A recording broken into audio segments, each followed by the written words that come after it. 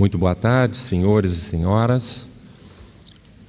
Iremos conversar hoje sobre um tema bastante prevalente dentro do capítulo da neurologia pediátrica e do adulto, que é o transtorno do déficit de atenção, hiperatividade e epilepsia na infância e, por extensão, também na idade adulta, né?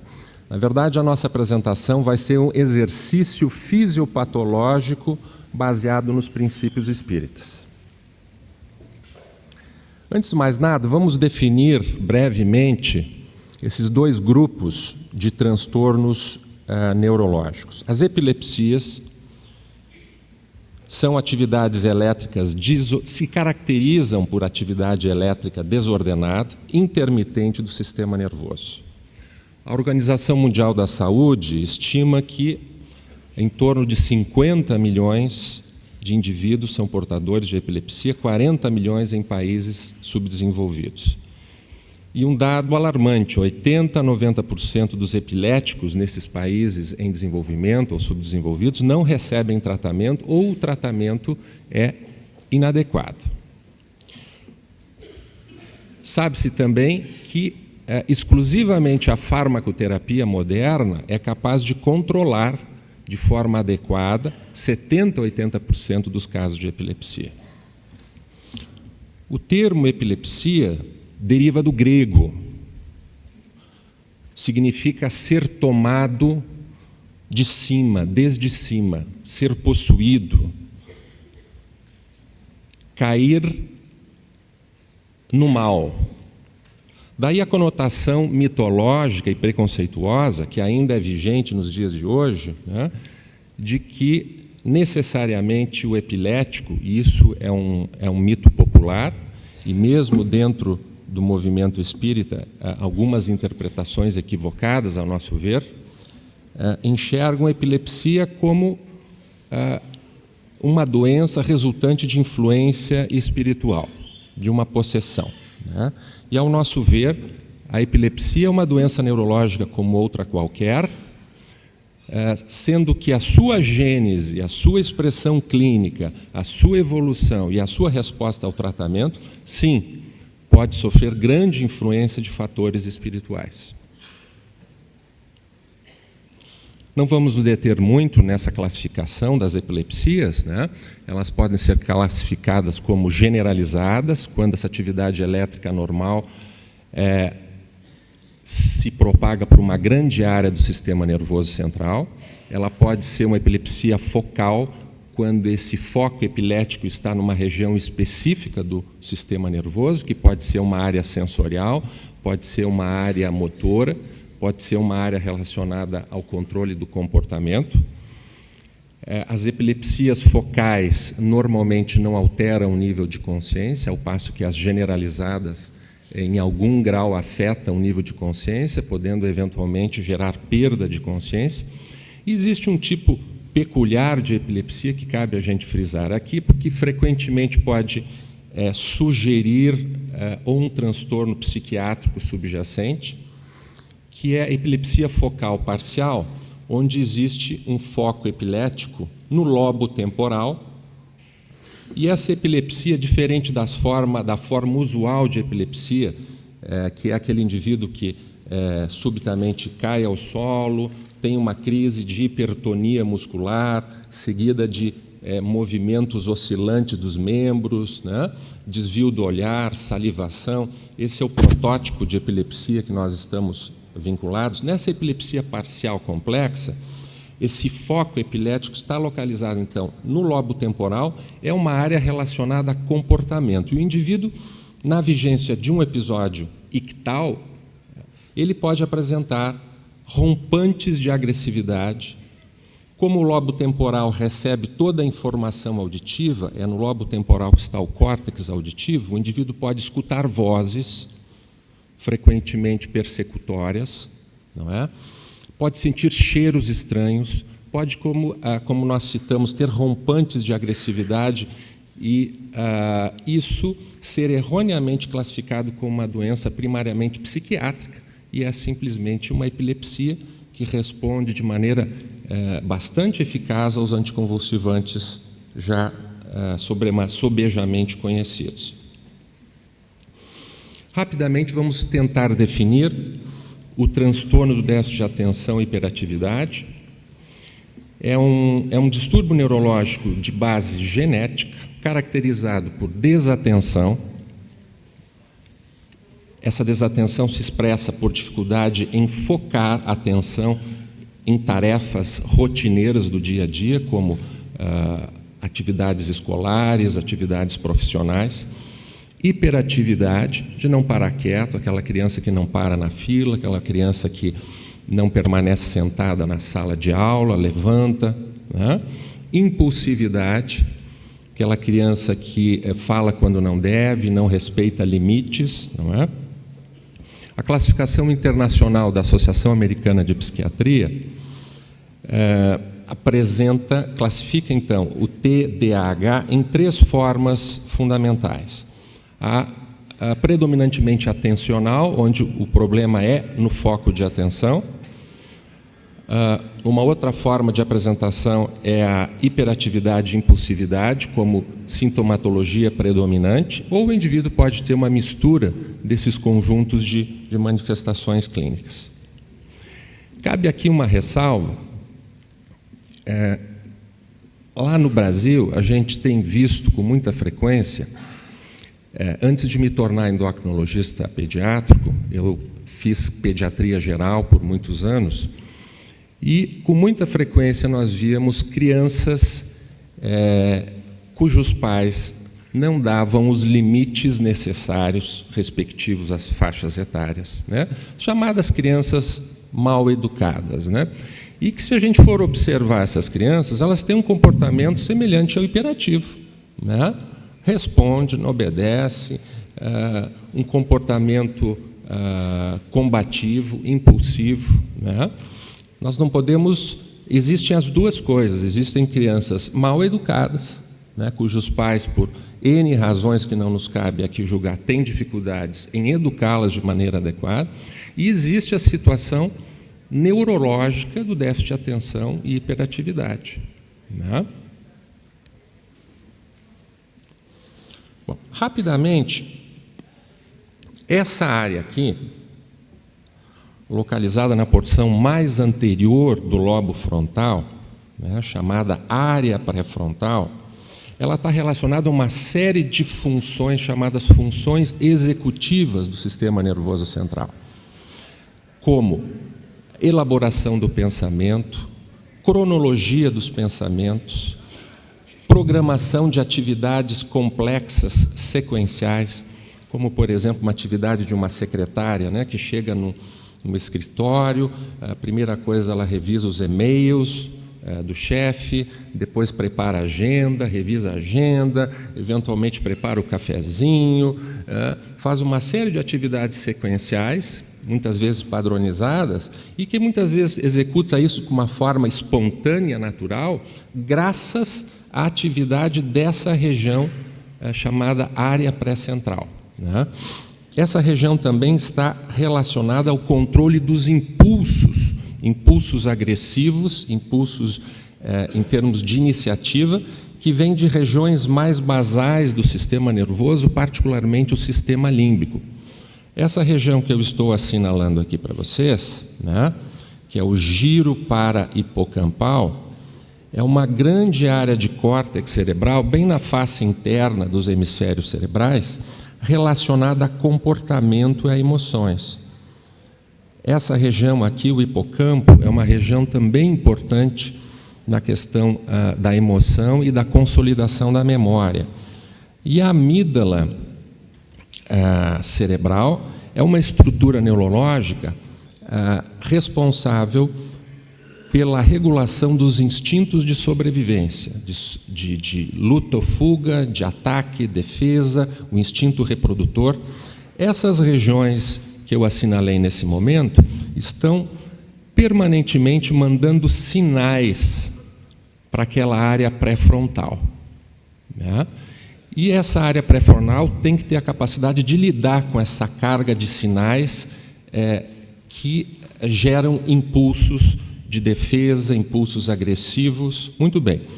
No déficit de atenção e hiperatividade, se acredita, e há uma série de evidências, de que exista deficiência de alguns neurotransmissores nessa região, particularmente dopamina, noradrenalina, e se acredita também que serotonina esteja relacionada nessa fisiopatologia. Tanto é que as medicações utilizadas no tratamento do déficit de atenção e hiperatividade aumentam os níveis cerebrais dessas substâncias, desses neurotransmissores, nessa região em particular.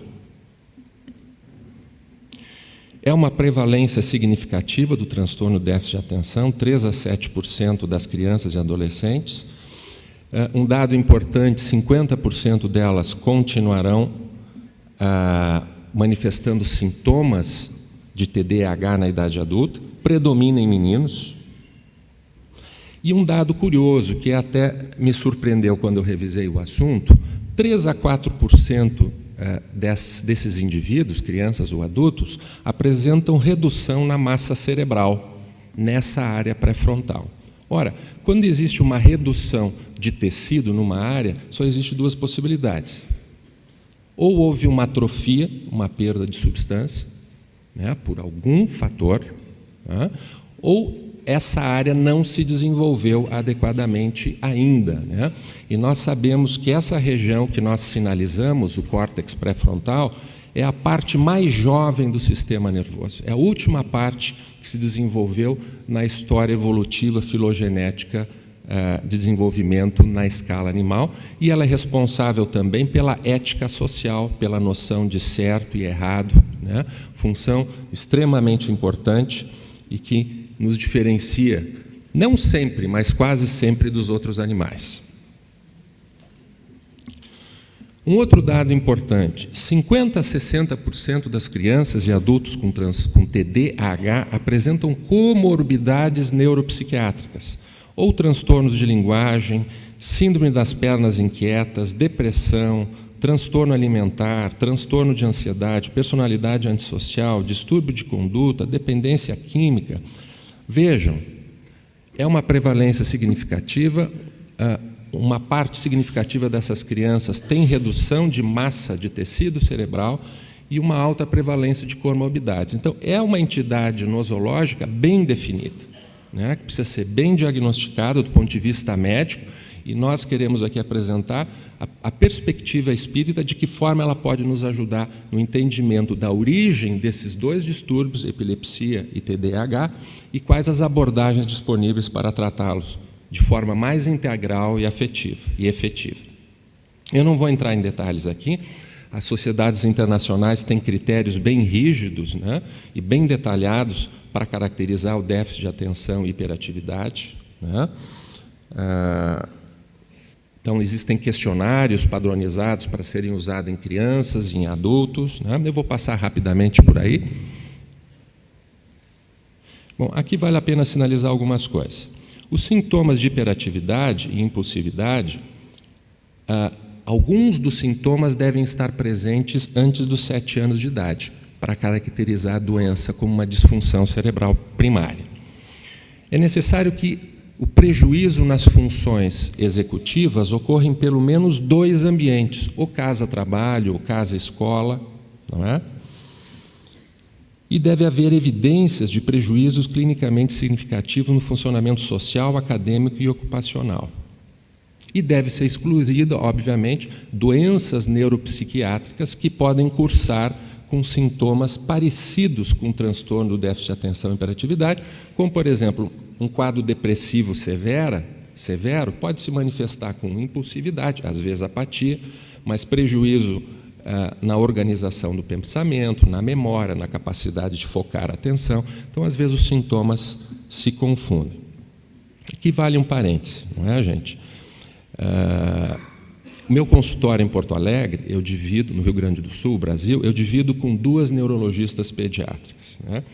E a gente conversa de corredor no consultório, a gama de crianças que são encaminhados para se avaliar a possibilidade de existir o transtorno de déficit de atenção, e o diagnóstico, ao término da avaliação minuciosa que é feito, simplesmente assim: os pais não dão limites, os pais não executam a função de pais, de continentes, né? De continentes afetivos e de orientadores. Então, nós temos os dois extremos. Nós temos as crianças que precisam de pais e nós temos as crianças que têm bons pais, muitas vezes, e têm essa condição neurológica que precisa ser tratada.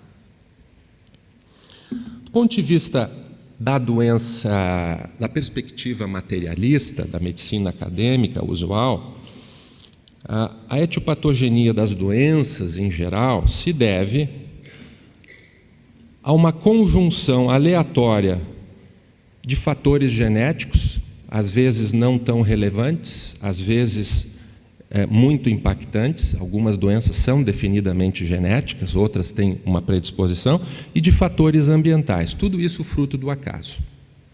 Dentro da perspectiva espírita, não se nega a influência dos genes, não se nega a influência ambiental, mas a doutrina espírita nos apresenta uma causalidade, uma razão de ser, uma construção histórica que foi sobejamente vista pelos colegas que me antecederam, uma construção histórica da saúde ou da doença, da felicidade ou da infelicidade, fruto da nossa ação em termos de pensamentos, atos e atitudes no mundo. Esse ambiente, obviamente, envolve aspectos físicos e também espirituais, que nós vamos comentar logo em seguida. Dentro dessa perspectiva espírita, os nossos pensamentos, configurados principalmente em palavras e atos, quando em desarmonia com as leis naturais da vida, especificamente a lei do amor, de solidariedade, de respeito incondicional a si, ao outro e ao mundo que nos alberga, gera traços de memória nesse corpo espiritual que foi citado pelos meus colegas.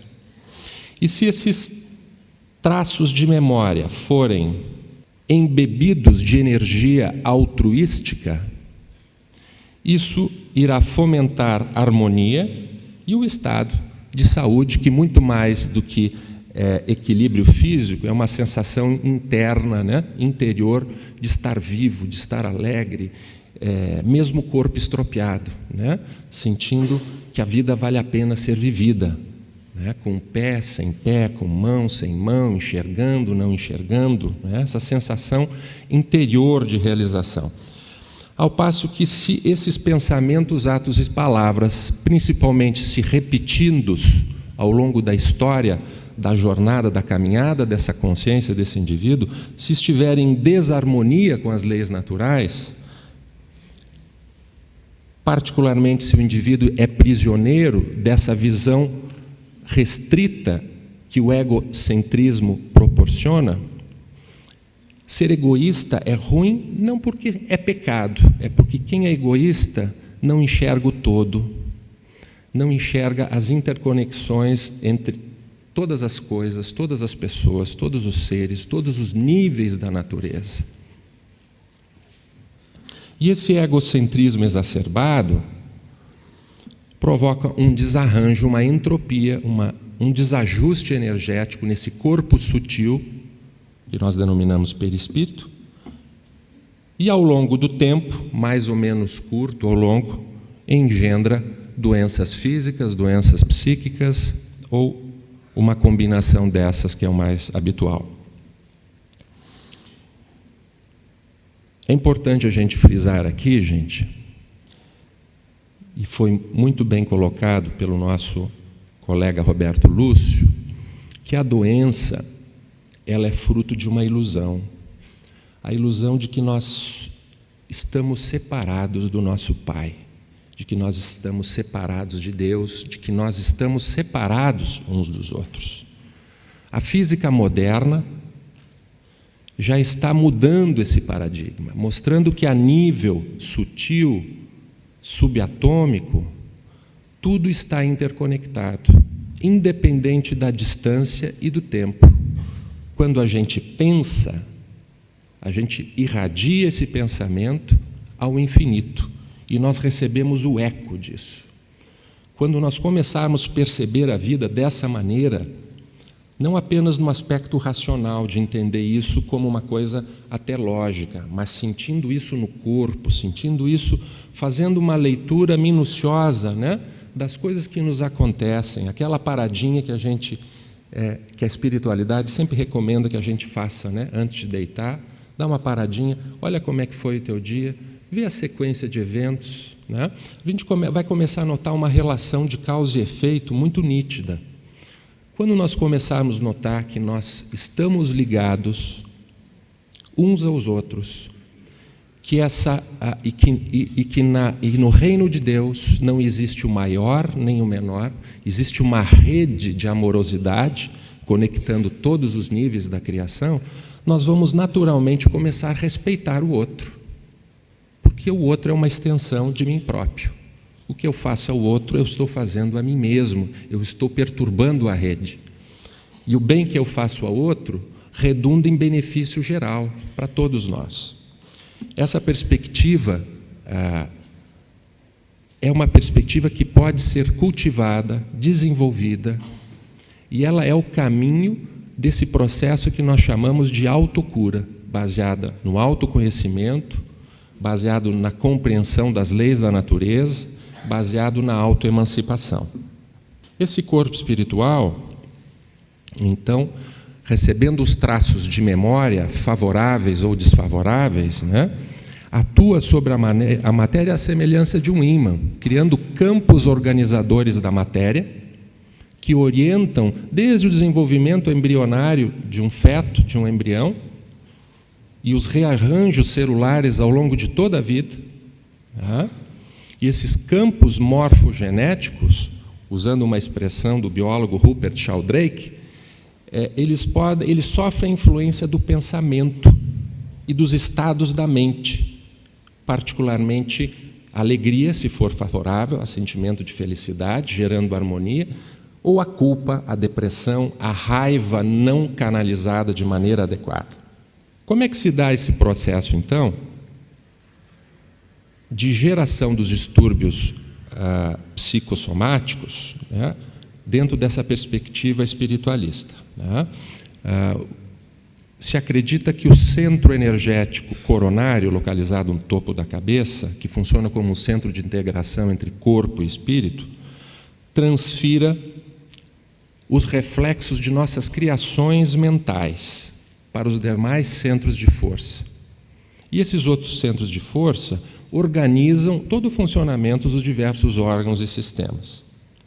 E essas memórias criadas e as responsabilidades inerentes ao estado de maturação consciencial desse indivíduo geram aquilo que nós chamamos de destino. Então, os registros perispirituais, construção nossa no tempo, favoráveis ou desfavoráveis, mais a maturidade consciencial de cada um de nós, mais influências do ambiente, favoráveis ou desfavoráveis, geram o que nós chamamos de herança genético-consciencial.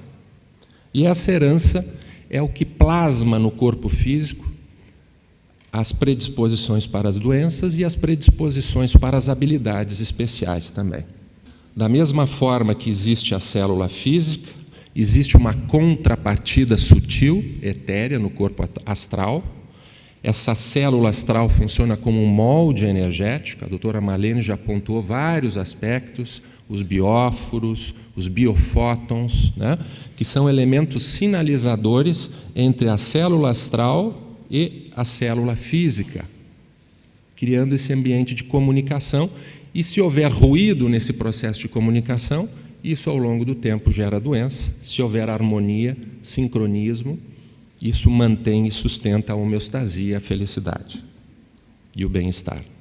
Então, na perspectiva espírita, a consciência coordena a seleção genética dos gametas que irão redundar na fecundação e que darão origem a um novo embrião, coordena a expressão dos diversos genes, criando predisposições, facilitando certas coisas ou dificultando outras coisas, influi de forma muito significativa na atividade do sistema nervoso central, especialmente na região do hipotálamo, que é o grande centro de integração entre o sistema nervoso e o sistema endócrino.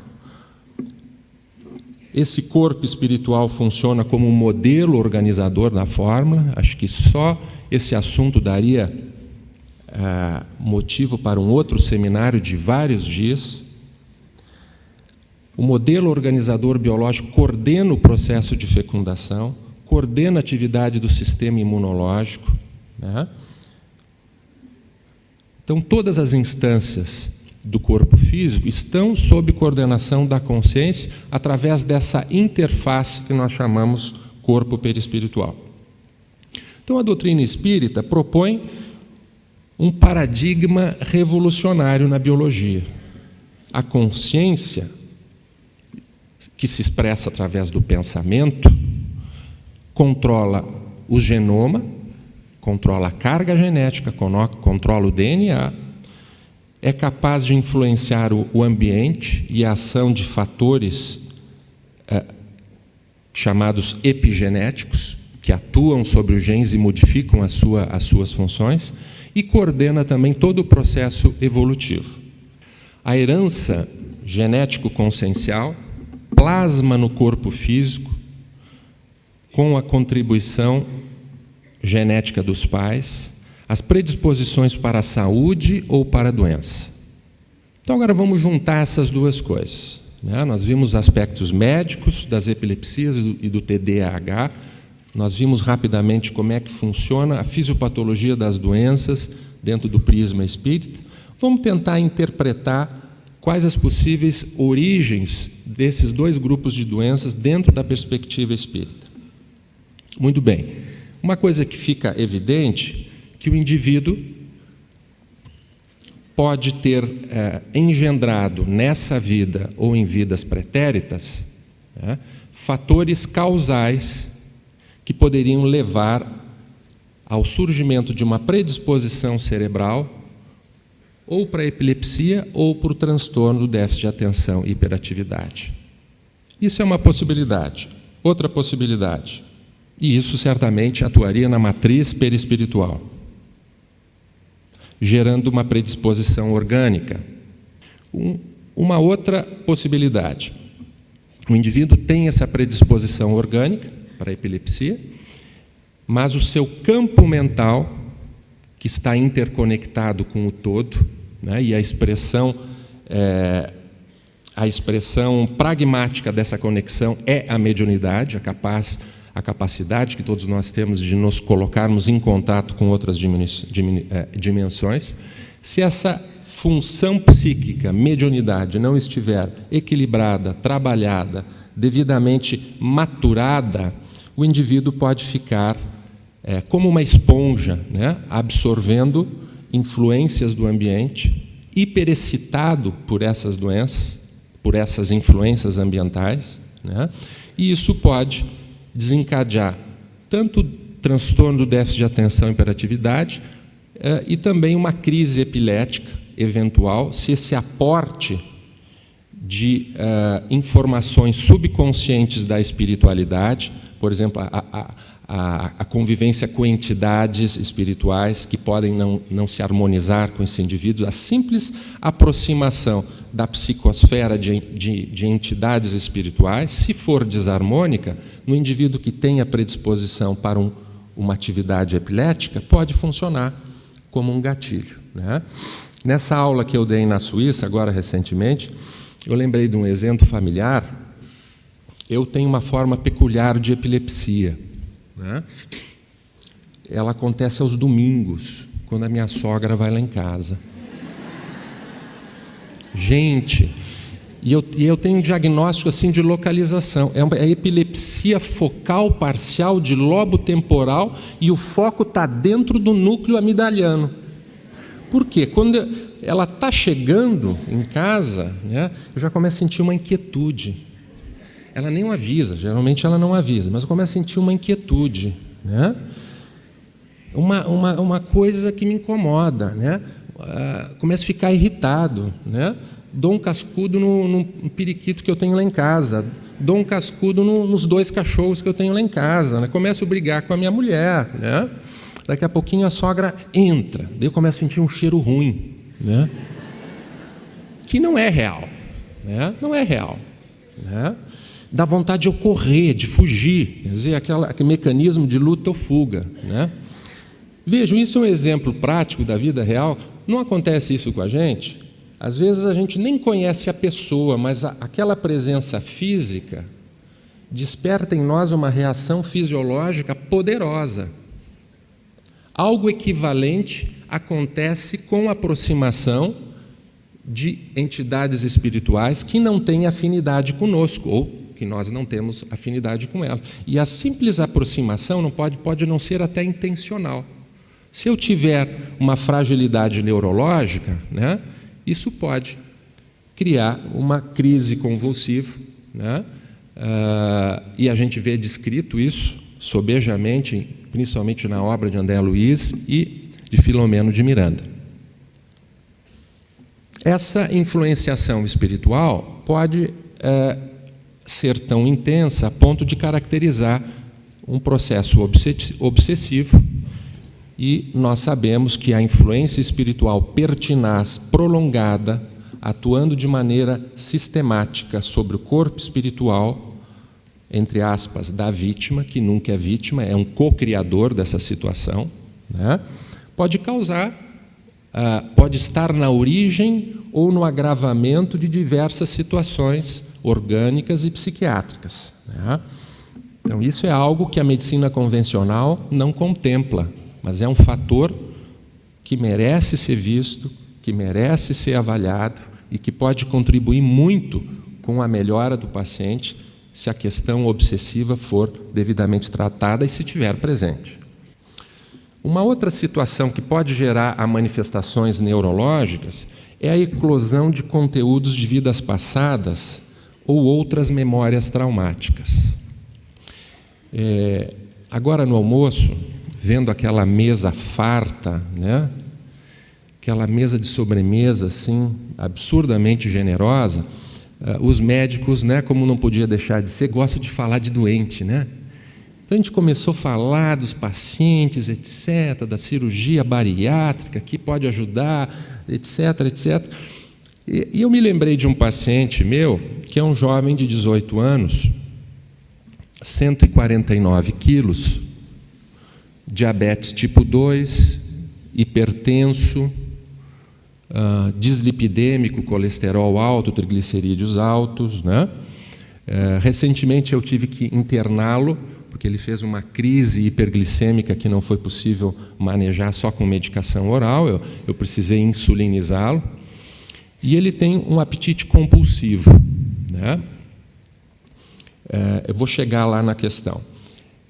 No hospital que ele ficou 15 dias, se conseguiu, apesar de dar insulina, se conseguiu que ele perdesse alguns quilos, 5, 6 quilos, né? 10 dias. Mas com essa perda de peso, ele começou a ter sonhos em que ele se via nitidamente padecendo fome, miséria. Ele lembrava, descrevia as cenas, e de manhã, quando eu ia vê-lo no hospital, ele me relatava: eu já passei fome, eu não posso perder peso, porque eu vou ficar doente, como eu fui dentro daquele mundo onírico dele, que pode não ser onírico, né? Pode ter sido uma experiência reencarnatória. Mas o que eu quero pontuar aqui? Que me pareceu nitidamente, a interpretação que eu fiz, que esse paciente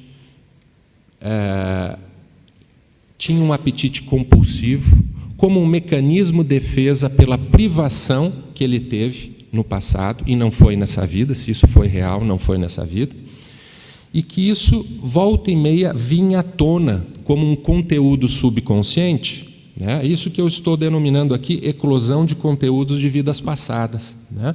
Que quando vem de uma forma anárquica, e principalmente uma pessoa que não conhece a espiritualidade, isso pode assustar muito, gera muita ansiedade, gera muita angústia, cria um campo de atração para entidades espirituais que estão vibrando na mesma sintonia, né?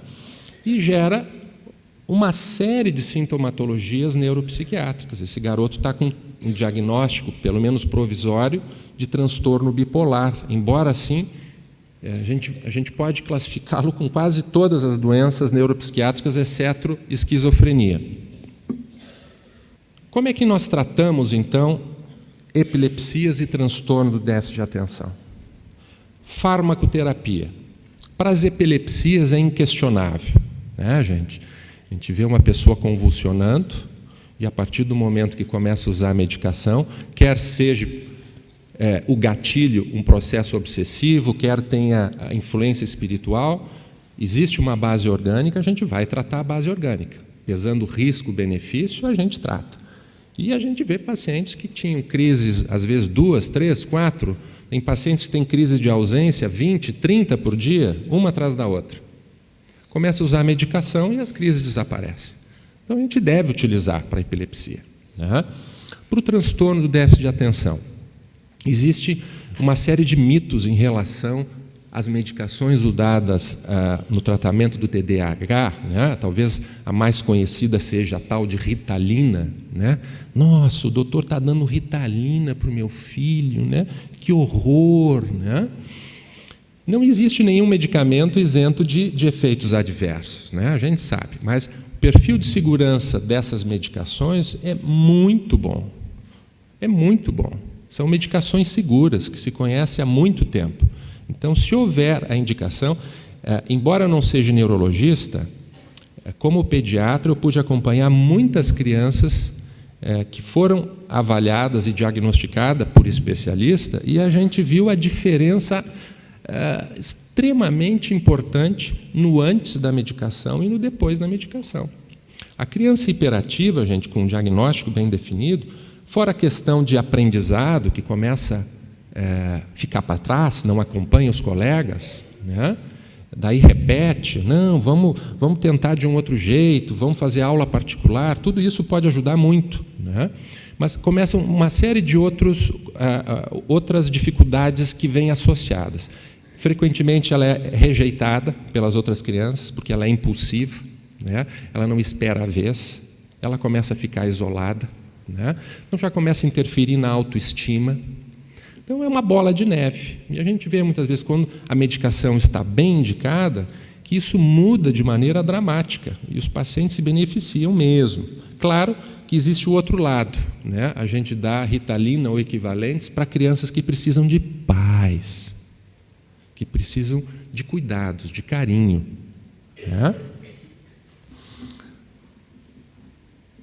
Apoio psicossocial é fundamental, psicoterapia pode ser um auxiliar importante. Terapia espírita. O que o Espiritismo propõe, pode prescrever como terapia complementar e, às vezes, bastante efetiva no auxílio desses indivíduos.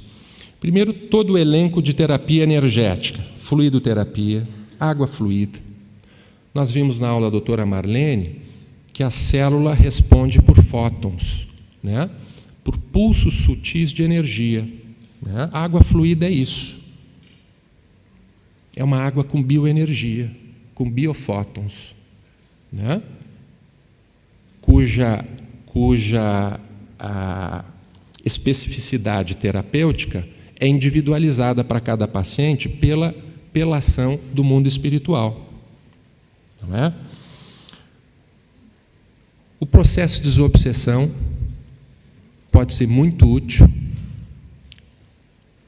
tanto no transtorno de déficit de atenção e hiperatividade, como nas epilepsias, né? Muitas vezes, quando a obsessão é um fator fundamental na gênese ou no agravamento dessas duas condições, a terapêutica desobsessiva pode literalmente suprimir as crises ou torná-las de muito mais fácil controle. Prece e meditação. A prece e a meditação, como tem uma imagem que eu vou mostrar agora para vocês, vejam essa imagem aqui, é uma imagem funcional do sistema nervoso. As áreas vermelhas são as áreas que têm maior atividade. Essa região que eu estou sinalizando aqui é a mesma que eu estou sinalizando aqui na outra imagem, é a área pré-frontal. Essa que está implicada na gênese do transtorno de déficit de atenção, da ética moral, etc. Aqui o indivíduo em repouso, eu tenho um determinado fluxo sanguíneo aqui, uma determinada atividade. E esse indivíduo começa a meditar ou orar. olha como se amplia aqui o fluxo sanguíneo. Quando eu oro ou quando eu medito, utilizando qualquer dessas técnicas que a tradição oriental vastamente nos oferece, né? Eu estou estimulando especificamente essa região. Eu estou estimulando a plasticidade cerebral, que é a capacidade de gerar novos arranjos, novos circuitos neuronais na área que eu estou ativando. O cérebro responde a estímulo a vida toda. Eu posso ter 90 anos, 100 anos, 150 anos. Se eu começar a tocar violão, a área das habilidades manuais do meu córtex, né, que é ali na área pré-motora, em cima da área de Broca, né, começa a se ampliar, o número de conexões entre os neurônios aumenta. Então, é uma terapêutica absolutamente interessante, que precisa ser testada. O efeito da prece e da meditação no transtorno do déficit de atenção e espiritualidade. Porque, especificamente, eu vou provocar um rearranjo neuronal nessa região que está deficitária. Eu desconheço estudos nessa linha, mas fica de sugestão e de possibilidade para que se faça algum estudo nessa questão. Só um paralelo aqui. Deem uma olhada, gente, num SPECT, numa imagem funcional de um indivíduo deprimido. Aqui a região frontal. Pessoa deprimida, existe um apagamento funcional dessa região aqui. E André Luiz nos diz que essa área pré-frontal, o superconsciente, nos coloca em contato com as esferas superiores, com as possibilidades transcendentes do ser. Então, quando eu me deprimo, eu literalmente me fecho na caverna e não enxergo a luz. Muitas vezes não enxergo a luz física e não enxergo a luz espiritual, mesmo ela estando lá. Então, ao orar e ao meditar, isso é fato científico, não é balela espírita, isso acontece, né? A gente está agindo nessas regiões que coordenam as funções mais sutis da personalidade. E onde é que está a cura real? Não é, gente? A gente sabe que a cura real, ela envolve um processo profundo de autodescobrimento, de autorrenovação. Nós precisamos nos desapegar de hábitos cristalizados que construímos no tempo e que nos prejudicaram muito. Como expressão da evolução dos animais, o egoísmo, numa determinada fase do desenvolvimento dos animais e da espécie humana, ele foi benéfico. Porque o egoísmo, e a gente lê no Livro dos Espíritos, ele é fruto do instinto de sobrevivência. Então, enquanto nós precisávamos sobreviver e lutar pela comida, pelo espaço, pelo território, esse instinto de sobrevivência, esse egoísmo, permitiu a sobrevivência. Permitiu que a seleção natural selecionasse formas físicas cada vez mais aptas a receber o psiquismo em evolução do ser humano. Só que nós estamos numa época agora em que esse egoísmo exacerbado gera todo esse caos que nós vemos por aí. Então agora nós estamos sendo convocados para uma nova era.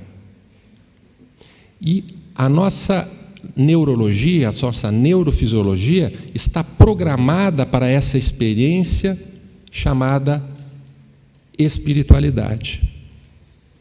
Quando nós oramos, quando nós entramos em sintonia com o plano espiritual, estruturas cerebrais específicas são ativadas. E quanto mais nós estimularmos essas regiões, mais fácil será nós entrarmos em contato e vivenciarmos a alegria desse encontro existencial com o nosso Deus, o nosso Pai.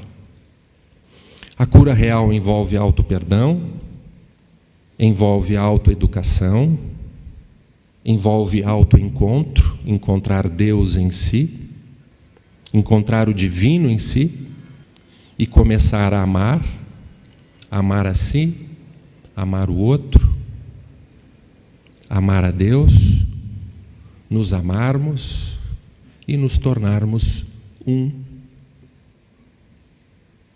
irmãos, amigos, rumo à plenitude do ser. Muito obrigado.